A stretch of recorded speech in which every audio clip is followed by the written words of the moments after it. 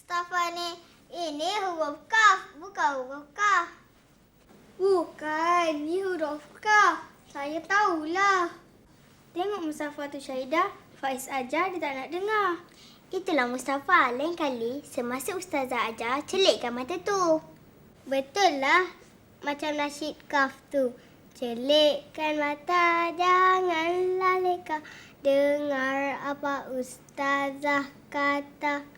Nasyid kaf. Betul lah huruf kaf. Saya gurau je. Jom kita nasyid sama-sama.